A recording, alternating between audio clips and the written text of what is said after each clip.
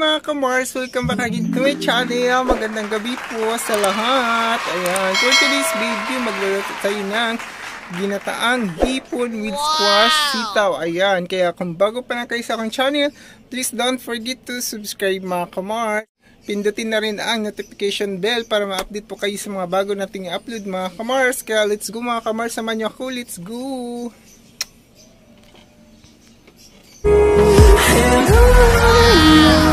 We'll go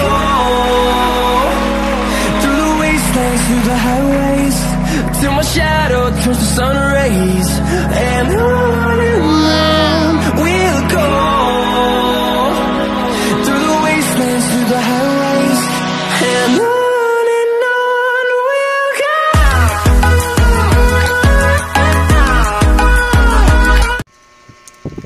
Ito yung squash natin mga ka-Mars, kalabasa. Ayan, i-slice natin yan ng into maliliit mga ka-Mars para mabilis lang maluto ang ating ginataang hipon with squash at sitaw. Ayan, i-slice natin ng ganyan kaliliit lang yan mga ka-Mars. Ayan, para mabilis ang pagluto. Kaya salamat sa pagsama mga ka-Mars. Please be enjoy. Thank you for watching mga ka-Mars. Ayan, kung bago pa lang kayo sa aking channel, please don't forget to subscribe mga ka-Mars at pindutin na lang din ang ating notification bell para ma-update kayo sa mga bago nating i-upload ng mga video. Salamat mga ka-Mars. Salamat sa pag-uban. Tara, enjoy! Ito na naman tayo sa ating sitaw. Slice pa rin natin. Diba? May sitaw yung hipon natin guys.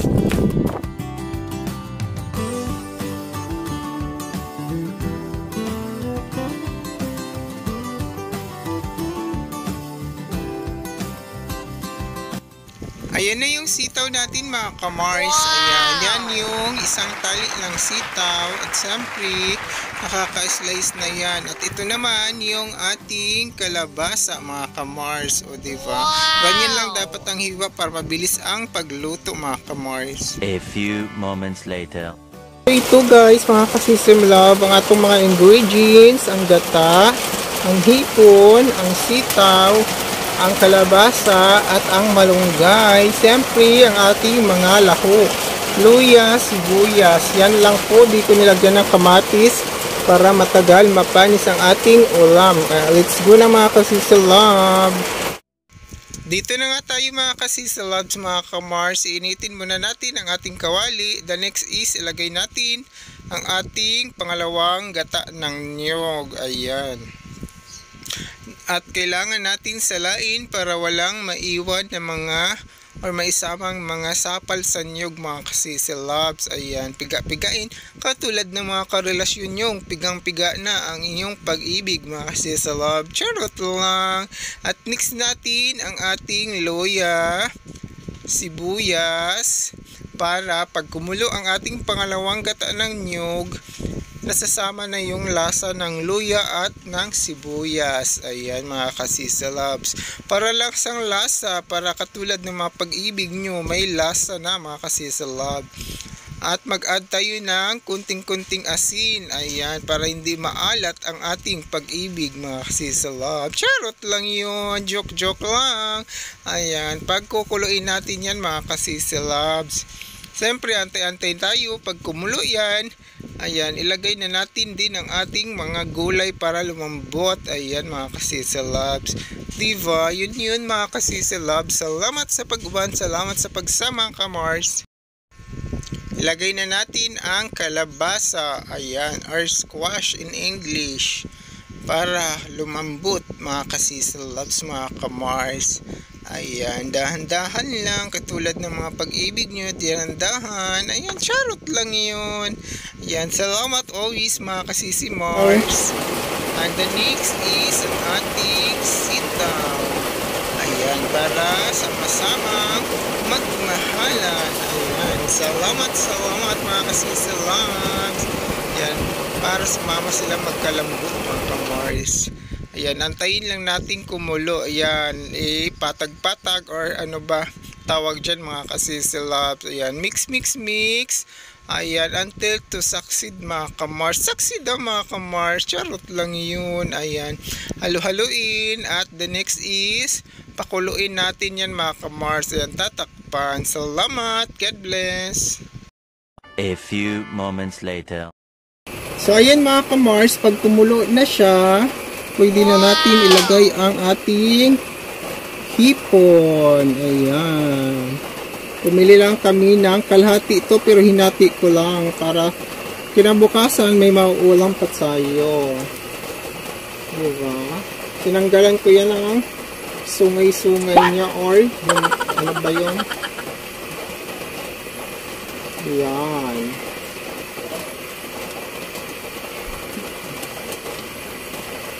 Para lumambot din ang ating hipon. O, diba? O, sarap yan. Ulam ni Kamar. Siyempre, tatakpan natin yan ulit.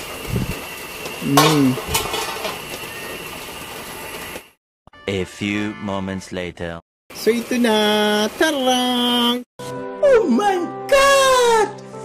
Wow! Ang sarap. O, diba? Kitang-kita nyo ba mga kasisalap? Lapit natin para sa inyo. O, diba? Sarap.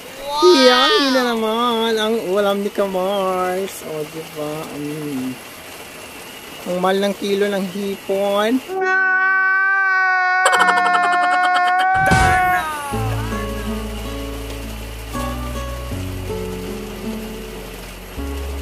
Tapos mix natin yan.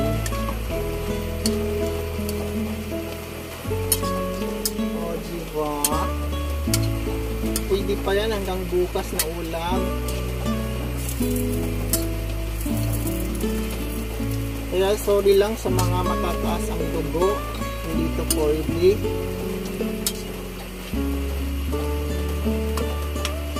O, diba? Sarap! So, ilagay na natin ang ating pinakaunang gata. Wow! O, diba?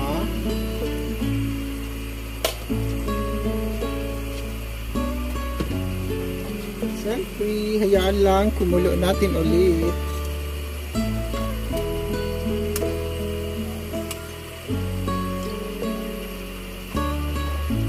Gusto ko kasi dito yung madudurog yung squash.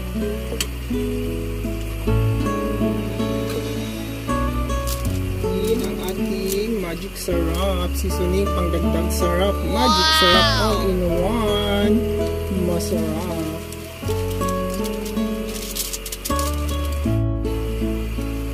Patayin natin kumulo yan mga kasisalabs. So ilagay na natin ang ating pinakahuling ingredients, ang malunggay. Wow! Bakbak sarap. More on vegetable.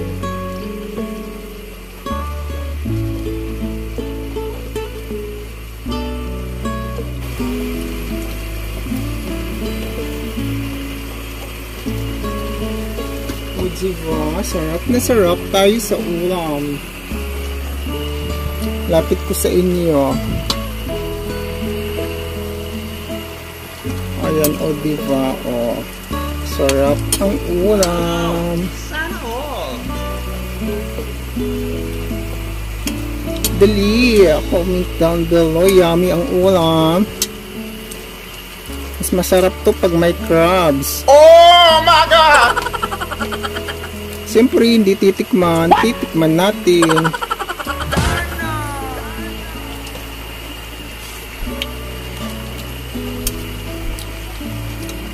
Sarap na sarap!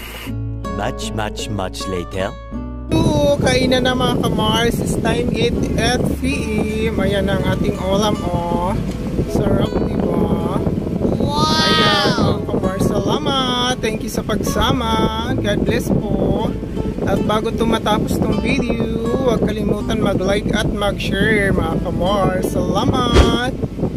Laging pindutin ang notification bell. Bye-bye. Thank you. Salamat. Bye-bye. Kain na. Well, let's go. 8 na tayo mga kamars. Salamat sa pagsama. At sana mabusog kami. Salamat. Thank you for watching. Please subscribe my channel. Salamat mga kasisilab. Kain na ang init. Salamat umulan. Bye-bye. Love you all.